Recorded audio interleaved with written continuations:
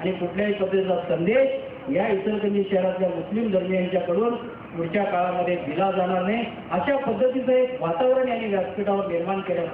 त्यावेळी आमदार निधी हा कमी होता. कायद्यामध्ये बसत असेल, जिल्हाधिकारी जितकी परवानगी देतील तितका आमदार निधी, म्हणजे एका कामासाठी मला 15 लाख रुपयाचा निधी देता येतो. ही आधार फेस्टिवलची लायब्ररी इतकी चांगली झाली पाहिजे, कारण याचा उद्देश चांगला आहे. खऱ्या अर्थाने मुस्लिम समाजामध्ये अशी शिस्तीचं वातावरण सगळ्यात मोठं आहे.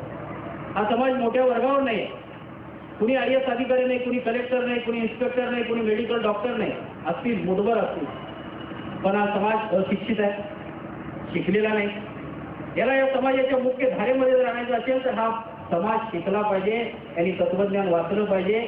जगामध्ये घडणारी सगळी नियतकालिकं वृत्तपत्र त्या लायब्ररीमध्ये जाऊन वाचली पाहिजे. विद्यार्थ्यांनी स्टडी रूमचा अभ्यास करून स्पर्धा परीक्षांच्या मध्ये भाग घेतला पाहिजे आणि या सगळ्या परीक्षांच्या मध्ये उत्तीर्ण होऊन समाजाच्या योग्य मुख्य धारेमध्ये हा समाज आला पाहिजे. आणि या शैक्षणिक कार्यासाठी इचलकरंजीचा लोकप्रतिनिधी म्हणून मी कुठेही कमी पडणार नाही. जेवढे लागतील तेवढे पैसे आमदार निधीतून दिले जातील ही घोषणा या निमित्ताने मी करतो. 10 लाखाचं ऑपरेशन मुस्लिम समाजातल्या 4 महिन्याच्या मुलीचं ऑपरेशन या मामा आपल्या त्या बेपारी समाजाच्या तिथं शेख जाफर 4 महिन्याच्या मुलीचं ऑपरेशन 10 लाख रुपये खर्च करून त्या ठिकाणी धीरूभाई अंबानीच्या हॉस्पिटलमध्ये मी केलेलं आहे. म्हणजे 4 महिन्याचं ऑपरेशन एक थोडंसं अवघड असतं, लक्षात घ्या. हार्टचं ऑपरेशन माझ्याकडे दररोज 10 माणसं येतात, त्या 10 माणसांचे ऑपरेशन करतो. आणि त्यातली आवर्जून सांगायला मला आवडेल की त्या ठिकाणी 4 की 5 माणसं मुस्लिम समाजाची असतात, मुस्लिम धर्मीयांची असतात. लोकप्रतिनिधी हा जनतेचा. इथं असणाऱ्या अनेक लोकांनी मला मतदान दिलं असेल, नाही तर केलं असेल नसेल, पण त्याचा संबंध नाही. पण माझ्यासारख्या सामान्य कार्यकर्त्याला, सामान्य माणसाला त्या 288 महाराष्ट्रातल्या आमदारांच्या पर्यंत नेण्याचं काम या इचलकरंजीच्या हिंदू मुस्लिम सर्व धर्मियांनी केल्यानंतर तुमच्या उपकारातून, तुमच्या ऋणातून मुक्त होणं शक्य नाही. कारण हे तुमचं कर्ज आहे. अण्णा हजारेंनी सांगितलं की मी निवडणुकीला उभं राहिलो तर माझं डिपॉझिट त्या ठिकाणी जाईल. कारण निवडणुकीमध्ये आज का तुम्हाला माहिती आहे की काय काय लागतं सगळं.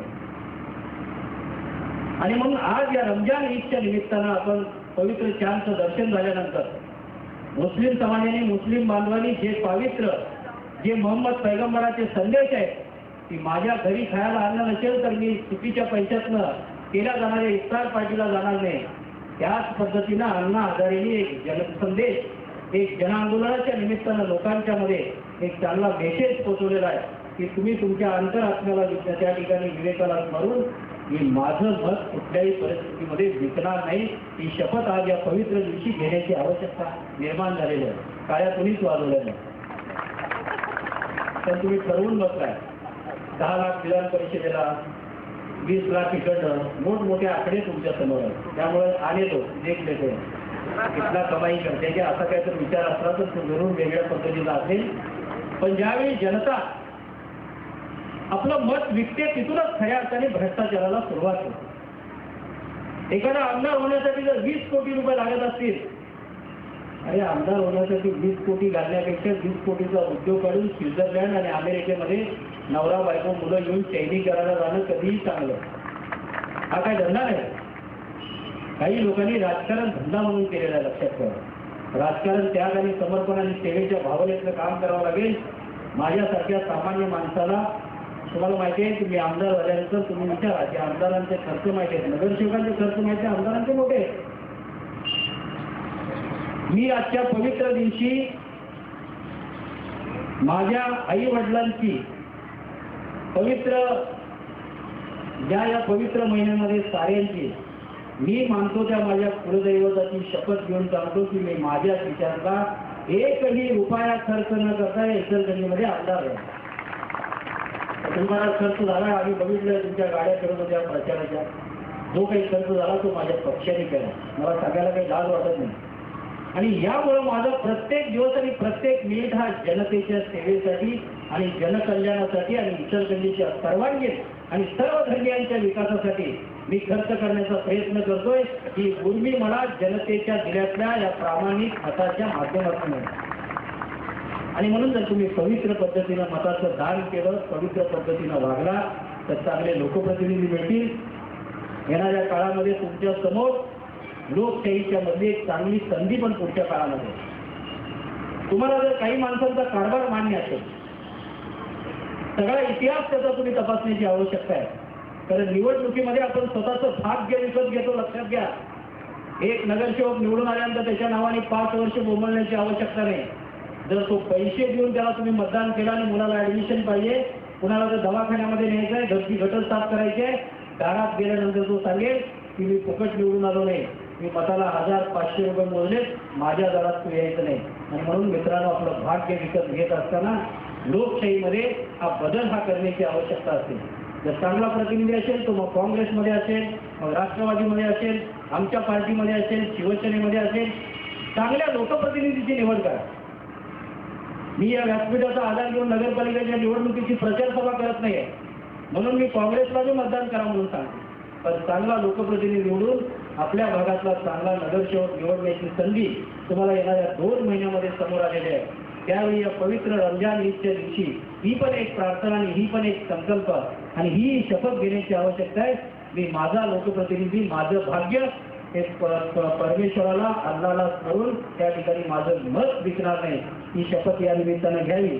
माझं भाषण जर लांबत गेलं तर अनेक मान्यवर म्हणतील की यांनी वेगळ्याच दिशेला सगळं सोडून आधार फेस्टिवलचा कार्यक्रम आणि मग इकडून तिकडं अण्णा हजारेपासून नगरपालिकेच्या पर्यंत एक अतिशय चांगला कार्यक्रम आधार फेस्टिवलच्या तरुण कार्यकर्त्यांनी केला. या तरुणांचा उत्साह वाढावा, तरुणांनी केलेल्या कार्याची उभारी द्यावी. त्यांचं कार्य समाजासमोर मला जे वाटलं, मला जे अभिप्रेत वाटलं, जे मला समजलं, माझी कदाचित चूक असेल, माझ्या समजुतीमध्ये किंवा माझ्या भाषणावर अनेक लोक विश्वास ठेवणार नाही, अनेक लोक त्याच्याशी सहमत नसतील, पण मला जे वाटलं ते प्रामाणिकपणाने मांडण्याचा प्रयत्न करणारा मी एक कार्यकर्ता आहे. आणि मला जे या तरुण कार्यकर्त्यांनी दिलेली समाजाला जी दिशा समजली ती मी मांडण्याचा प्रयत्न केला. त्यातून कुणाच्या जर भावना दिखवल्या असतील, कुणाला जर वाटलं असेल, तर मी त्या ठिकाणी पहिल्यांदा जाहीर दिलगिरी व्यक्त करतो. कारण तुमच्यामध्ये नंतर वाद होईल, हा जो आव्हान करतो मत बोलाव, वो कुछ अलग से इधर लेता है उधर लेता है. मी पहिल्यांदा दिलगिरी व्यक्त करतो. माझ्या मताशी आपण सगळे कदाचित सहमत नसाल, पण वर्षानुवर्ष एखाद्या माणसाला एका ठिकाणी जाण्याचा मार्ग समजल्यानंतर त्याला तो मार्ग सुटत नसतो. पण काही मंडळींनी वेगवेगळे मार्ग दाखवल्यानंतर सुद्धा कधीच कदाचित मार्ग बदलण्याची संकल्पना असते. त्यामुळे माझ्या मताशी जे सहमत नाही त्यांनी माझं मत आजमावून घेऊ नये. तुमच्या काही भावना दुखावल्या असतील तर मी दिलगिरी व्यक्त करतो. रमजान ईदच्या त्या पवित्र महिन्याच्या मुस्लिम बांधवांना शुभेच्छा देतो. की चांगल्या इचलकरंजीचं चांगलं वातावरण व्हावं, इचलकरंजीची गरिबी दूर व्हावी, उद्योगधंद्याला चांगले दिवस यावेत आणि आपल्या सगळ्यांच्या जीवनामध्ये चांगले आनंदाचं पुढचं वर्ष जावं अशी प्रभू चरणी आणि अल्लाह ईश्वर चरणी प्रार्थना करून पुन्हा एकदा सगळ्यांना शुभेच्छा देऊन माझं मनोगत संपवतो. जय हिंद, जय महाराष्ट्र.